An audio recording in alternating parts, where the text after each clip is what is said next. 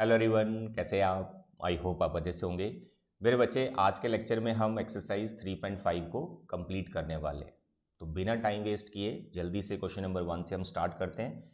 मेरे बच्चे, question number 1, which of the following pair of linear equation has unique solution, no solution or infinite many solution. पहले तो confirm कर रहे हैं जो पेयर हमें दे रखे हैं इनमें कौन यूनिक सोल्यूशन प्रोवाइड कर रहा है, कौन नो सोल्यूशन या फिर कौन इनफाइनाइट। ठीक है, उसके लिए कंडीशंस हैं वो हमने ऑलरेडी पढ़ रखी हैं। फिर कह रहा है in case there is a unique solution, अगर यूनिक सोल्यूशन आ रहा है कह रहा है find it by cross multiplication method. मेरे बच्चे, cross multiplication method for this session delete हो चुका है। तो यहां पर ये जो इसने लिखा है ना क्रॉस मल्टीप्लिकेशन मेथड, भाई इसकी जगह एलिमिनेशन मेथड या फिर सब्स्टिट्यूशन मेथड या फिर ग्राफ मेथड लिखा जा सकता है एग्जाम में। ठीक है, तो आपको क्या करना है, आपको एलिमिनेशन और सब्स्टिट्यूशन से इन क्वेश्चंस को कर लेना है। हो सके तो ग्राफ से भी इसकी प्रैक्टिस करने की कोशिश करना। ठीक है, तो मेरे बच्चे सबसे पहले हम फर्स्ट पार्ट को लेते हैं और देखते हैं सोल्यूशन कैसे आ रहे हैं, नो आ रहे हैं, यूनिक आ रहे हैं या इनफाइनाइट आ रहे हैं। ठीक है, तो उसके लिए यार मैंने आपको क्या सिखा रखा है, कंडीशन सिखा रखी है। कंडीशन सिखा रखी है, देखो आपको a1/a2 फाइंड करना है, आपको b1/b2 फाइंड करना है, आपको c1/c2 फाइंड करना है। I hope a1 b1 c1 a2 b2 c2 क्या है दैट यू नो। सर नहीं पता, नहीं पता तो लिख देते हैं देखिए इधर ax plus B Y plus C equal to 0, ये है standard form of linear equation. In general उसको ऐसा लिखा जाता है क्योंकि पेयर होता है तो फर्स्ट वाली में a1 b1 c1 लिख लेते हैं और सेकंड वाली में a2 b2 c2 लिख लेते हैं लाइक दिस।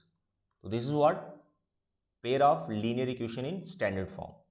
अब यहाँ पे जो फर्स्ट इक्वेशन एक्स वाई के जो कोफिशिएंट है they are a1 and b1 और उसका जो कांस्टेंट है दैट इज c1।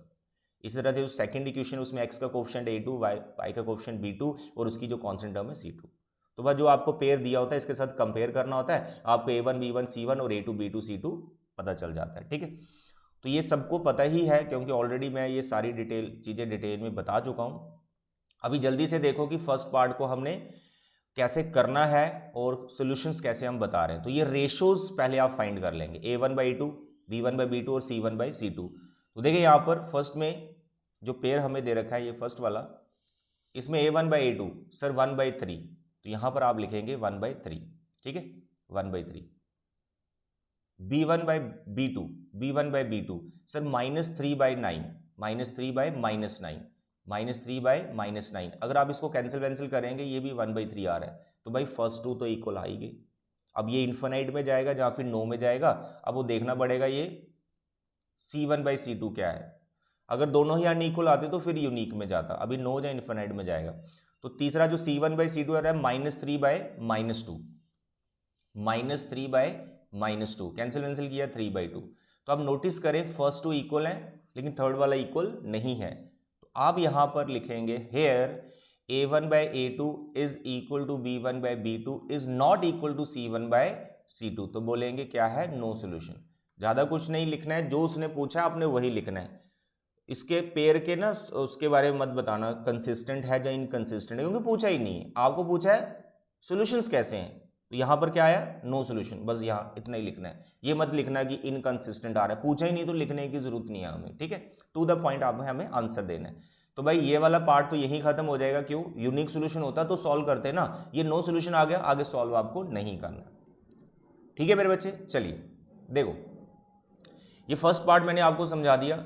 इसी तरह से आपने सभी पार्ट्स को चेक करना है, a1/a2, b1/b2 and c1/c2। Conditions already मैं आपको पढ़ा चुका हूं, यूनिक की, नो की, इन्फिनाइट की क्या होती हैं, सब आपको पता है। हर एक पार्ट को आप ऐसे चेक करो, जहां भी यूनिक सोल्यूशन आता है उसे सॉल्व कर दीजिए।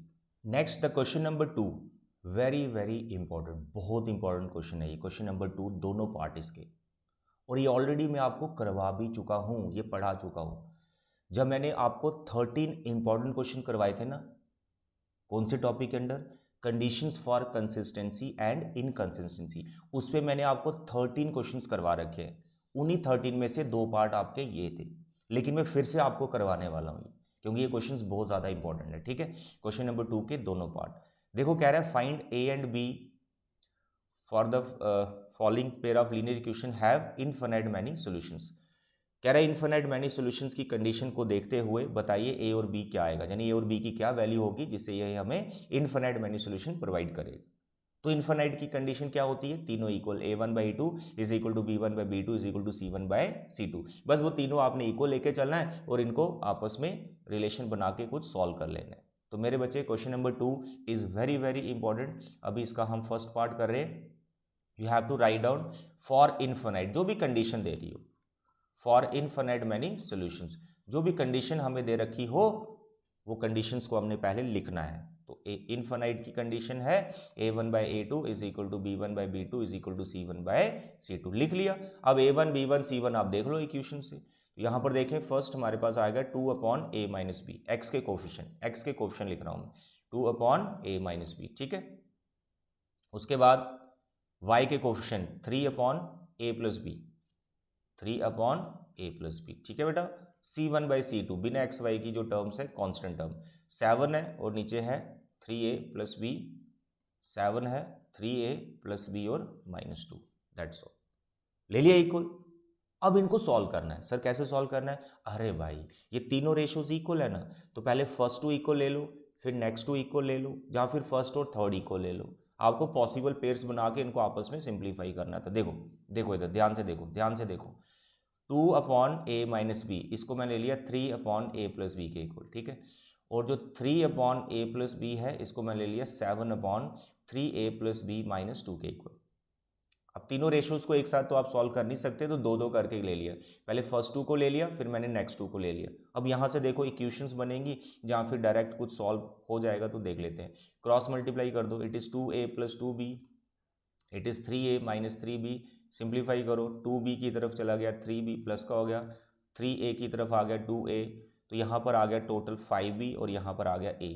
अरे भाई कोई वैल्यू तो निकली नहीं, लेकिन इक्वेशन बन गई, a = 5b। अब सेकंड को भी आप सिंप्लीफाई करें मेरे बच्चे, cross multiply, it is 9a + 3b - 6। अब 7 को भी ले आओ इस तरफ, 7a + 7b।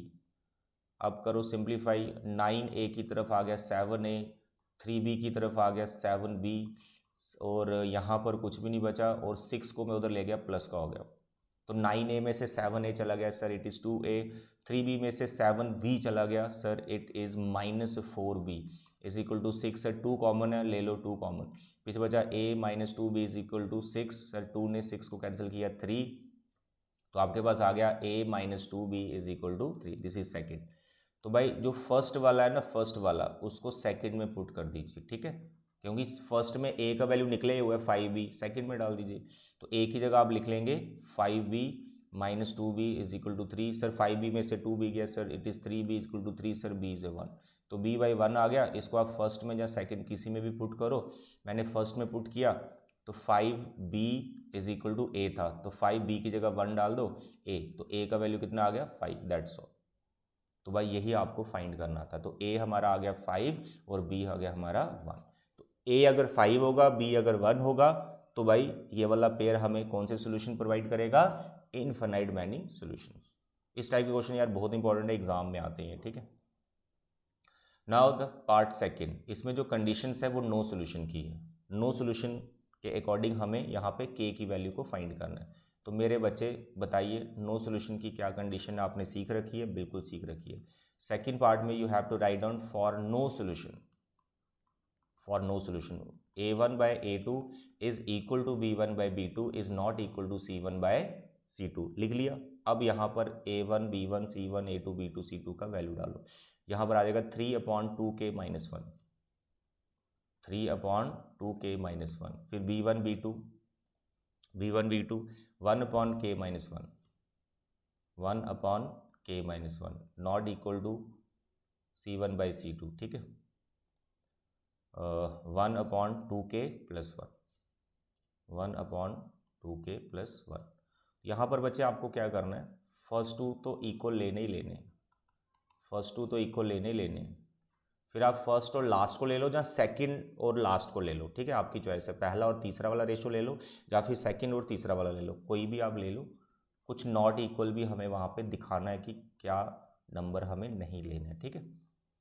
तो फर्स्ट में देखें cross multiply, 3k - 3 2k - 1 3k, यहाँ पे 2k, -1 + 3, यहाँ पर हो गया k, यहाँ पर हो गया 2।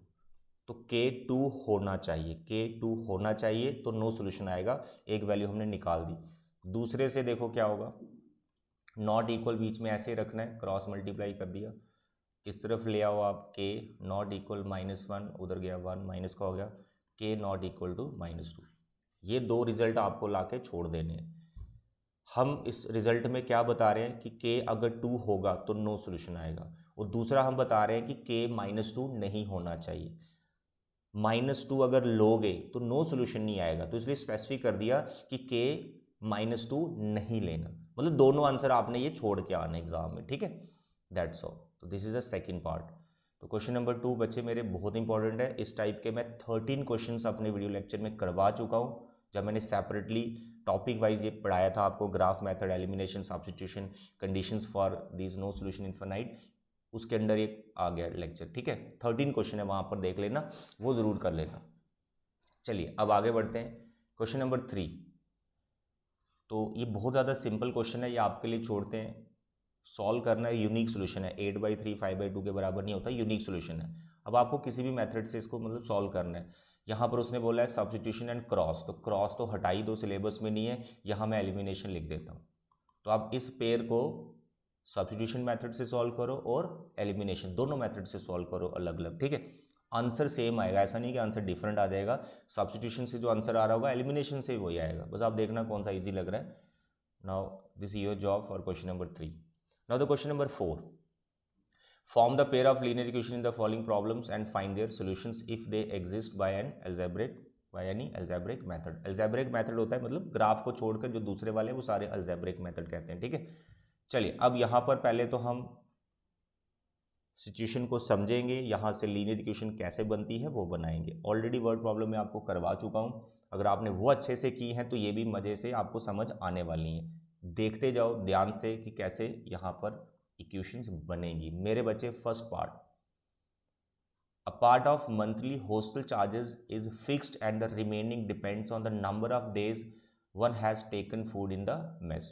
भाई देखो, एक मैंने आपको टैक्सी वाला क्वेश्चन करवाया था, एक लाइब्रेरी वाला क्वेश्चन करवाया, उसमें भी ऐसी ही सिचुएशन थी, कुछ फिक्स्ड चार्ज होते थे, देन नंबर ऑफ डेज पे डिपेंड करता था कि आप उस चीज़ को कितना यूटिलाइज कर रहे हो, उसके अलग पैसे देने पड़ते थे। सेम इस क्वेश्चन में सिचुएशन आ गई है, हॉस्टल में रहने के एक फिक्स्ड चार्ज है, मंथली फिक्स चार्ज है, और उस हॉस्टल में मेस में जाके खाना खाओगे तो खाने के अलग चार्ज हैं पर डे के हिसाब से, एक दिन खाना खाओगे इतने पैसे, 2 दिन खाओगे मतलब पर डे के हिसाब से अलग से पैसे हैं खाना खाने के, ये सिचुएशन है।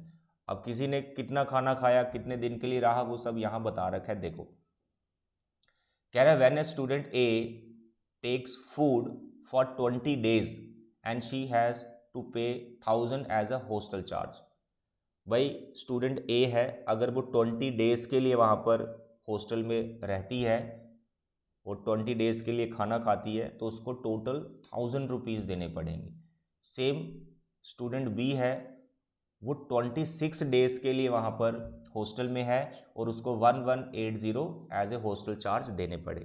अब ये जो अमाउंट दिया हो ना 1180 जहाँ फिर 1000 दोनों स्टूडेंट्स के लिए, इसमें जो हॉस्टल का चार्ज है फिक्स चार्ज वो तो उनको देना ही पड़ेगा, प्लस जो खाने के पैसे हैं वो भी इसमें इंक्लूडेड है। तो बस ये इसी सिचुएशन से हमारी इक्वेशन बन जाएंगी। तो हमें फिक्स चार्ज और कॉस्ट ऑफ फूड निकालना है पर डे के हिसाब से। तो देखें मेरे बच्चे, question number 4 first part, you have to write down let fix charge, कि जो फिक्स्ड चार्ज है मंथली जैसा भी उसको आप लेट कर लो ₹X। उसके बाद cost of food per day के हिसाब से कितने पैसे दे रहे हो आप खाने के, पता नहीं, ₹Y लेट कर लिया। अब आओ सिचुएशन पे मेरे बच्चे, according to first situation, according to first condition, क्या कंडीशन है, स्टूडेंट ए ने 20 days के लिए खाना खाया, 20 days के लिए वो हॉस्टल में रही, तो उसका बन जाएगा x + 20y। सर ये कैसे मेरे बच्चे, x मतलब फिक्स चार्ज, ये तो उसको पैसे देने ही पड़ेंगे, और उसने कितने दिन के लिए खाना खाया होगा 20 days के लिए, तो एक दिन का खाने का कॉस्ट कितना है y, तो 20 days के लिए खाया 20y, तो फिक्स चार्ज 20 days का फूड का टोटल खर्चा कितना बैठा उसको 1000 रुपीज़, तो इसको लेना है 1000 के इक्वल। ठीक है, this is your first equation. भाई ऐसे ही अकॉर्डिंग टू सेकंड कंडीशन एक इक्वेशन हमारी और बन जाएगी। ठीक है, तो फिक्स चार्ज देने ही पड़ेंगे और दूसरा बच्चा 26 डेज के लिए खाना खा रहा है, उसके पैसे टोटल उसको कितने देने पड़े 1180। मेरे प्यारे और दुलारे बच्चे, मेरे को अब ये बताओ इस पेयर को आप सॉल्व कर लोगे? यस सर, सॉल्व कर लेंगे क्योंकि एलिमिनेशन सब्स्टिट्यूशन सब आपको अच्छे से आता है। तो अब आगे आपका काम है इसको सॉल्व करना, बहुत सिंपल है। एक्स के कोएफिशिएंट ऑलरेडी इक्वल है, सब्ट्रैक्ट करना, वाई निकल आएगा, जो आएगा उसको पुट करो फर्स्ट या सेकंड में, फिर एक्स भी निकल जाएगा। ठीक है, तो मेरा काम है आपको सिचुएशन से इक्वेशंस बना के देना, आगे इनको सॉल्व करना। उसके लिए यार लेक्चर्स देखो ना मेरे, सब्स्टिट्यूशन मेथड वाले, एलिमिनेशन वाले, कैसे सॉल्व करते हैं। ठीक है, चलिए आई होप इसके आगे आप कर लोगे। अब करेंगे हम इसका second part, question number 4 second part. मेरे बच्चे सेकंड पार्ट फ्रैक्शन वाला क्वेश्चन आ गया, जो कि बहुत सिंपल है, बहुत सिंपल है। फ्रैक्शन वाले ऑलरेडी हमने कर रखे हैं, तो जैसे आपके पास फ्रैक्शन वाला कोई क्वेश्चन आता है ना, तो सबसे पहले यार आप फ्रैक्शन को लेट कर लो, क्योंकि वही फाइंड करनी होती है, फाइंड द फ्रैक्शन। तो फ्रैक्शन को जल्दी से हम लेट कर लेते हैं। देखो, लेट द फ्रैक्शन बी क्या x अपॉन y। इस पे क्या कंडीशंस हैं वो भी अभी लिखते हैं, तो ये पहले मैं लिख लेता हूँ। अकॉर्डिंग टू फर्स्ट कंडीशन कुछ तो होगा, ठीक है, फिर अकॉर्डिंग टू सेकंड कंडीशन कुछ तो होगा, है वो कंडीशन हम यहाँ पे अप्लाई करने वाले हैं। ओके, चलिए फर्स्ट कंडीशन बताइए क्या है। कह रहा फ्रैक्शन बिकम्स 1/3, कोई फ्रैक्शन है वो 1/3 हो जाएगी। कौन सी फ्रैक्शन? जो हमने लेट की x अपॉन y, वो 1/3 हो जाएगी कब? When 1 is subtracted from the numerator. आगे सेकंड कंडीशन है, यहाँ तक फर्स्ट कंडीशन है। ठीक है मेरे बच्चे, डिनोमिनेटर को कुछ मत करना, सिर्फ न्यूमिनेटर में से 1 माइनस करना है, न्यूमिनेटर में से 1 माइनस करना है। तो फर्स्ट कंडीशन क्या हुआ भाई, ये न्यूमिनेटर इसमें से 1 माइनस करो, डिनोमिनेटर को कुछ नहीं करना, और फ्रैक्शन बन जाएगी 1/3। क्या बन जाएगी? 1/3, that's all. This is a first condition. यहाँ से आप इसको क्रॉस मल्टीप्लिकेशन वगैरह करो, आपके पास लीनियर इक्वेशन बन गई, दैट्स ऑल। तो फर्स्ट लीनियर इक्वेशन हमारे पास आ गई 3x minus y is equal to 3, number 1। बस ऐसे ही सेकंड बना देनी। अब सेकंड कंडीशन को पढ़ो आप, क्या लिखा हुआ है, फ्रैक्शन बिकम्स 1/4। अब वो फ्रैक्शन है वो 1/4 हो जाएगी कब? When 8 is added to its denominator. Denominator में हम 8 ऐड करेंगे, न्यूमिनेटर को कुछ नहीं करना, डिनोमिनेटर में 8 ऐड करना है। ठीक है, तो x upon y plus 8, numerator को कुछ नहीं करना, डिनोमिनेटर में 8 ऐड करना है, फ्रैक्शन बन जाएगी 1/4। मेरे बच्चे क्रॉस मल्टीप्लाई करें, 4x is equal to y plus 8, तो 4x minus y is equal to 8। मेरे बच्चे क्या आप इसको सॉल्व कर सकते हो? Yes sir, we can solve that. Solve ही करना आगे। ठीक है, चलिए इस पेयर को आप सॉल्व कर लेंगे। अब बढ़ते हैं नेक्स्ट क्वेश्चन नंबर 4 का थर्ड पार्ट। मेरे बच्चे थर्ड पार्ट में यश एक स्टूडेंट है, उसका हो रहा है टेस्ट, 2 टेस्ट हुए, मार्क्स आए हैं उसके, कुछ देखते जाओ। 40 मार्क्स इन अ टेस्ट है, 40 मार्क्स आ गई यश के। Getting 3 marks for each right answer and losing 1 marks for each wrong answer. भाई 40 मार्क्स उसको कैसे मिले?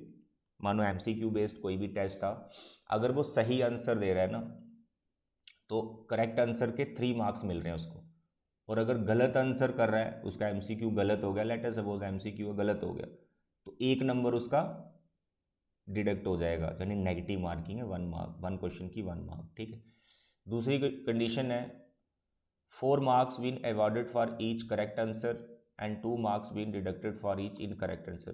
फिर कह रहा है अगर हम ऐसा करें कि करेक्ट आंसर के उसको 4 मार्क्स दें, करेक्ट आंसर के उसको 4 मार्क्स दें और इनकरेक्ट में 2 मार्क्स डिडक्ट करें, कि मतलब अगर सही आंसर देता है तो 4 मार्क्स, और अगर गलत देता है तो 2 मार्क्स डिडक्ट कर दो, उस टाइम पे फिर यश कितना स्कोर कर पाएगा? 50 स्कोर कर पाएगा, 50 मार्क्स। ठीक है, तो भाई ये 2 सिचुएशन है, इन्हीं से हमें फाइंड कर लेना है number of questions in the test.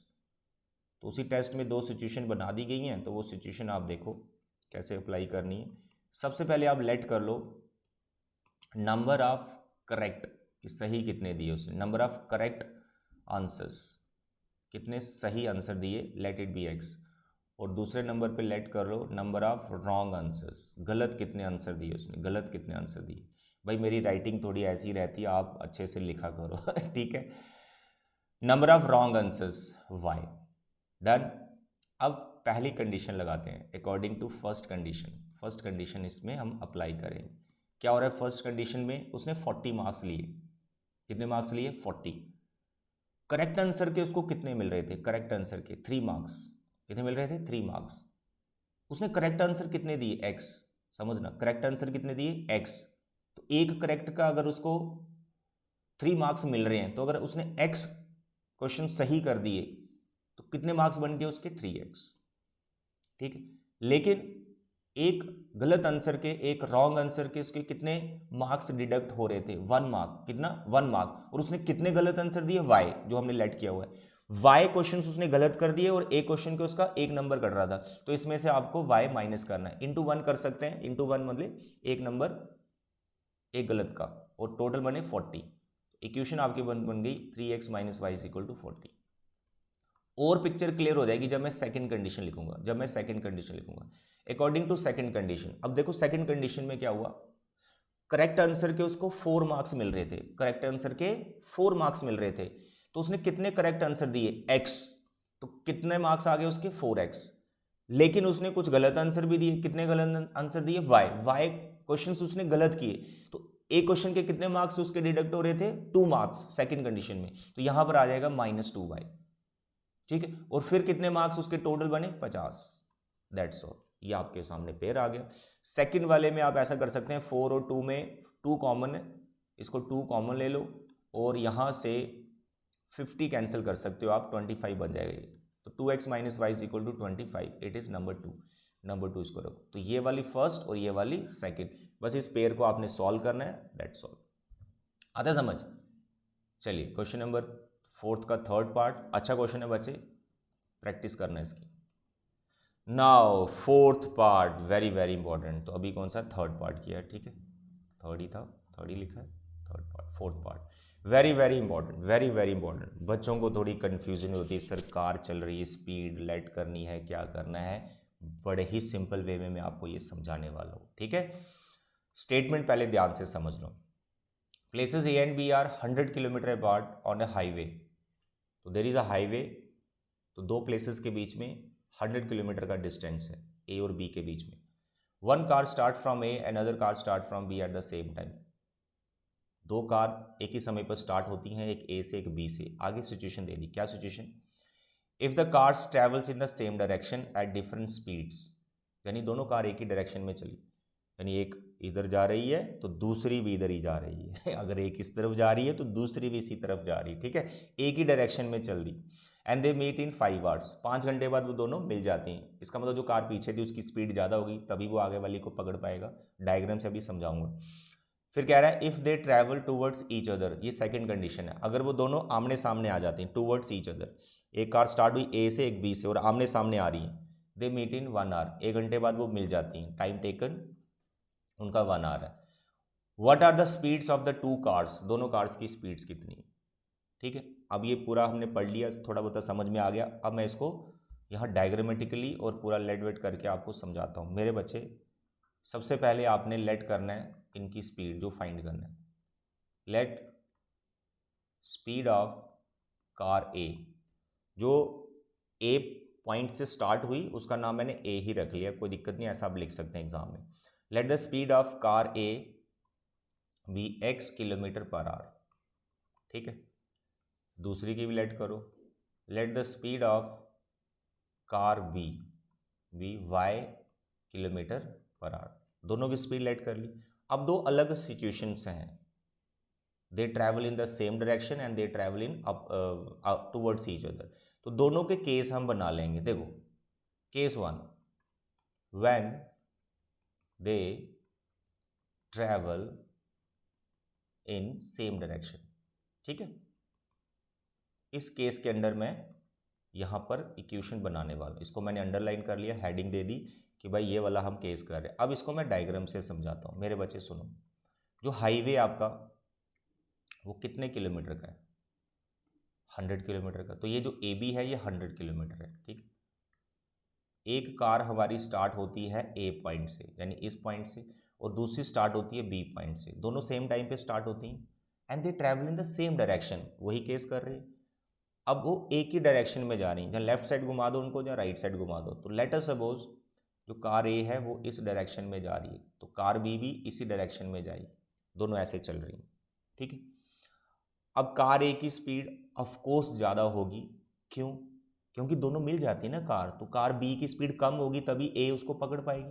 तो 5 घंटे बाद ये दोनों मिल जाती हैं, दे मीट आफ्टर 5 आवर्स।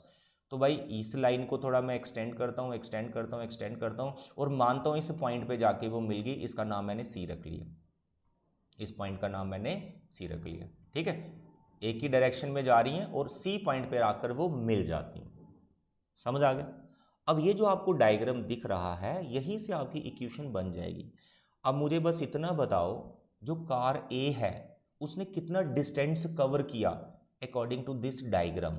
ये जो फिगर मैंने बनाया ना, इस हिसाब से आप मुझे ये बताओ कार ए ने कितना डिस्टेंस कवर किया। तो कार ए ने डिस्टेंस कवर किया होगा ए से लेकर सी तक, यानी एसी डिस्टेंस कवर किया। इसी तरह से जो कार बी है उसने कितना डिस्टेंस कवर किया, उसने डिस्टेंस कवर किया बीसी, बी से लेकर सी तक, ठीक है। और टाइम कितना लगा दोनों को? 1 आवर। तो भाई यही डिस्टेंस का कोई रिलेशन मैंने यहां पर बना देना है। मेरे बच्चे स्पीड का क्या फॉर्मूला होता है? Distance upon time. डिस्टेंस कितना होता है? Speed into time. तो डिस्टेंस होता है स्पीड इनटू टाइम। देखो मैं यहाँ पे डिस्टेंस निकालने वाला हूँ, फिर हमारी इक्वेशन बन जाएगी। मेरे बच्चे यहाँ पर आपको लिखना है distance travelled by car A. Car A का कितना डिस्टेंस है? तो उसको बोलो ए सी। क्या बोलो? ए सी। और इसको फॉर्मूला लगाओ, ये speed into time. Car A की स्पीड कितनी? एक्स। कितने टाइम के बाद वो मिली उससे? कितना टाइम लगा उसको मिलने में? 5 घंटे। तो ये जो 5x आया, this is a distance, 5x is a distance travelled by car A. इसी तरह से आपको लिखना है distance travelled by car B. Distance travelled by car B जो कितना है? BC डिस्टेंस है। क्या है? BC। स्पीड कितनी है? स्पीड कितनी है कार बी की? y। टाइम कितना लगा? सेम 5 घंटे। 5 घंटे तक वो चलती रही, 5y। तो 5y is the distance travel by car B. Okay dear, distance निकाल लिया। डिस्टेंस क्यों निकाला? क्योंकि जो डायग्राम आपको दिख रही है ना, इसी ने आपको लीनियर इक्वेशन देनी है। तो डायग्राम में डिस्टेंसेस हैं, तो डिस्टेंस हमने निकाल लिया। अब यहां पर आप सिंपली मेरे को ये बताओ, क्या मैं ऐसे लिख सकता हूं A B plus B C is equal to A C? तो आप बोले सर ये कैसे लिख रहे हैं? अरे भाई फिगर में देखो ना डायग्राम में देखो, A B plus B C किसके बराबर है? AC के बराबर। ये तो डायग्राम से देखा। अब यहां पर AB BC AC सब कुछ है हमारे पास। AB कितना है? 100 किलोमीटर, इसको 100 लिख लिया। BC कितना है? BC सर वो तो अभी निकाला हमने, 5y। सर AC कितना? वो भी हमने निकाला, 5x। दैट्स ऑल मेरे बच्चे, ये आपकी लीनियर इक्वेशन बन गई। देख लो केस 1 बस इतना से ही लिखना है, केस 2 में बस इतना से लिखना, डायग्राम बनानी है, डिस्टेंस निकालना है, और डायग्राम से जो भी हमें यहाँ डिस्टेंसेस दिख रहे हैं उनको लिखना है। दैट्स ऑल, बन गई इक्वेशन। अब दोनों में यहाँ पर 5 कॉमन है, यहाँ 20 बच रहा है, यहाँ पर y, यहाँ पर 5x, ये 5 कैंसिल हो जाएगा। तो 20 plus y is equal to x. तो हमारे पास इक्वेशन आ गई x minus y is equal to 20। This is a first linear equation जो कि बहुत सिंपल बनी है। अब बात करेंगे केस 2 की। मेरे बच्चे केस 2 बताइए, केस 2 में क्या हुआ? When they travel towards each other. When they travel towards each other, जब आप आमने सामने वो आ रही हैं। When they travel towards each other. तो डायग्राम से अगर मैं समझाऊं तो कैसे रहेगा? ये बना दी हमने डायग्राम ए से बी, ये चली इधर और ये चली इधर, आमने सामने टूवर्ड्स ईच अदर, और ये मिल जाएंगी कुछ टाइम के बाद। कितने टाइम के बाद? आफ्टर 1 आवर, 1 घंटे बाद मिल गई। तो मान लो ये मिलती हैं इस पॉइंट पे, इसका नाम डी रख लेते हैं। क्या नाम रख लेते हैं? डी पॉइंट, ठीक है। ए से लेकर डी तक कार ए चली है, और बी से लेकर डी तक कार बी चली है, और दोनों किस पॉइंट पे मिली हैं? डी पॉइंट पे मिली। कितने घंटे बाद? 1 आवर के बाद। डायग्राम क्लियर हो गई। अब क्या करना है? सेम या डिस्टेंस निकालने जो मैंने अभी बोले। तो आपको लिखना है distance travelled by car A. Car A ने कितना डिस्टेंस कवर किया? AD। डायग्राम में देखो ना, कार ए ने कितना डिस्टेंस कवर किया? AD। और डिस्टेंस का फॉर्मूला क्या होता है, स्पीड इनटू टाइम। स्पीड कितनी कार ए की, एक्स, टाइम कितना लेगा उसको डी तक पहुंचने में, 1 आवर, गिवन है 1 आवर। तो कुल मिलाकर हमारा डिस्टेंस कितना आ गया, x kilometre. x kilometre is the distance travel by car A. इसमें आपको लिखना है distance travel by car B, और वो कार बी का कितना डिस्टेंस है, बी डी, डायग्राम से दिख रहा है। और कार बी की स्पीड कितनी है, y, टाइम कितना है 1 आवर, 1 घंटे चली वो भी, तो इट इज़ y किलोमीटर। निकालिए दोनों का डिस्टेंस। अब डायग्राम में जो दिख रहा है बस वो लिखना है। सर क्या दिख रहा है डायग्राम में, अरे भाई डायग्राम में आपको दिख रहा है sir A D plus D B is equal to A B दिख रहा है ये डायग्राम में। बस ये तीनों डिस्टेंस का वैल्यू डाल दो। ए डी कितना है सर, ए डी एक्स है सर, बी डी कितना है सर वाई, और ए बी कितना है 100 किलोमीटर, दैट्स ऑल। क्या आप इस इक्वेशन को और जो पहले वाले आई इस इक्वेशन को सॉल्व कर लेंगे एक साथ, बिल्कुल कर लेंगे, दैट्स ऑल। काफ़ी ज़्यादा डिटेल में मैंने पढ़ा दिया है। एक दो बार अगर आप इस क्वेश्चन की प्रैक्टिस कर लेंगे, मुझे नहीं लगता आपको कभी ये क्वेश्चन भूलेगा, ठीक है। डायग्राम की हेल्प से पूरा मैंने आपको ये पढ़ा दिया। चलिए अब करते हैं लास्ट पार्ट की बात, question number 4th 5th part. ये काफ़ी सिंपल है, कोई इतना टफ नहीं है। पहले हम समझ लें क्या हमें कंडीशन दे रखी है। हमें कंडीशन दे रखी है यहाँ पे, ध्यान से पढ़ो क्या बोल रहा है, क्या बोल रहा है। The area of a rectangle gets reduced by 9 square units. भाई किसी रेक्टेंगल का एरिया कम हो जाता है 9 स्क्वायर यूनिट अगर हम उसकी लेंथ को डिक्रीज करें 5 यूनिट और विड्थ को इंक्रीज करें 3 unit. If we increase the length 3 unit and width by 2 unit. दूसरी कंडीशन है कि लेंथ विड्थ को दोनों को बढ़ा देना है और एरिया इंक्रीज हो जाएगा 67 यूनिट। बताइए यार उसकी डायमेंशंस क्या है। सिंपल सा क्वेश्चन है, बहुत ज़्यादा सिंपल क्वेश्चन है। सबसे पहले यार आप लेंथ ब्रेड्थ को लेट कर लो जो आपने फाइंड करनी है। तो let length of the rectangle be x units, ठीक है। इसी तरह से ब्रेड्थ को भी लेट कर लो of the rectangle, it is y units. हो गया, लेंथ ब्रेड्थ आ गई। एरिया तो निकालना ही पड़ेगा, एरिया पे चल रहा है तो एरिया क्या होगा रेक्टेंगल का, लेंथ इंटू ब्रेड्थ, यानी आएगा x into y square units, ठीक है। लेंथ ब्रेड्थ और एरिया आ गया। अब लगाओ situation according to first condition. तो फर्स्ट कंडीशन में क्या हुआ था, एरिया कम हो गया था ना। क्यों हुआ था कम, लेंथ ब्रेड्थ के साथ कुछ किया था गड़बड़। देखो लेंथ को रिड्यूस किया था 5 यूनिट लेंथ को कम कर दिया और ब्रेड्थ को कर दिया 3 यूनिट ज़्यादा। देखो लेंथ है x, इसको 5 यूनिट कम कर दिया, this is a new length. जो ब्रेड्थ थी वो थी y, इसको बढ़ा दिया था, ब्रेड्थ को क्या किया था बढ़ा दिया था, कितना यूनिट 3 यूनिट, तो इसमें कर दिया 3 प्लस। भाई x minus 5 new length, y plus 3 new breadth, दोनों को मल्टीप्लाई अगर मैं कर दूंगा, न्यू लेंथ और न्यू ब्रेड्थ को अगर मैं मल्टीप्लाई कर दूंगा न्यू एरिया आएगा। तो न्यू एरिया क्या था, क्या हुआ एरिया के साथ, 9 स्क्वायर यूनिट कम हो गया था, 9 स्क्वायर यूनिट कम हो गया था, 9 स्क्वायर यूनिट कम हो गया था। तो आपका पुराना वाला एरिया एक्स वाई है तो इसमें से 9 कम कर दो, this is a new area that's all, this is the first equation. थोड़ा सा सिंप्लीफाई करना पड़ेगा लीनियर इक्वेशन की फॉर्म लाने के लिए। एक्स को कर दिया हमने मल्टीप्लाई वाई और 3 के साथ, फिर 5 को कर दो 5y माइनस 50, ठीक है मेरे बच्चे। एक्स वाई ये कैंसिल हो गया, पीछे आ रहा है 3x माइनस 5y माइनस 9, 15 उधर चला गया, 3x minus 5y is equal to 6। This is the first equation, that's all. बस ऐसे ही सेकेंड इक्वेशन इसी तरह से सिंपल वे में बन जाएगी। अकॉर्डिंग टू सेकेंड कंडीशन, बताइए सेकेंड कंडीशन क्या लगा रखा है उसने, बताइए सेकेंड कंडीशन। लेंथ और ब्रेड्थ दोनों को बढ़ाना है, एक को 3 दूसरे को 2 यूनिट, और 67 एरिया बढ़ जाएगा। तो मेरे बच्चे लेंथ को 3 यूनिट बढ़ा दिया, ब्रेड्थ को 2 यूनिट बढ़ा दिया, दोनों को मल्टीप्लाई में ले रहा हूँ तो न्यू एरिया मेरे सामने आएगा। तो पहले एरिया था एक्स वाई, अब इसमें 67 प्लस कर देना, दैट्स ऑल। मल्टीप्लाई कर दो x y 2x 3y plus 6, x y plus 67, x y cancel, 2x plus 3y 67, 6 उधर चला गया, 2x plus 3y is equal to 61, number 2। I hope यार आप इस पेयर को सॉल्व कर सकते हो। तो मेरे बच्चे ये थी आपकी एक्सरसाइज 3.5 जो आपको मैंने एकदम डिटेल में पढ़ा दी है।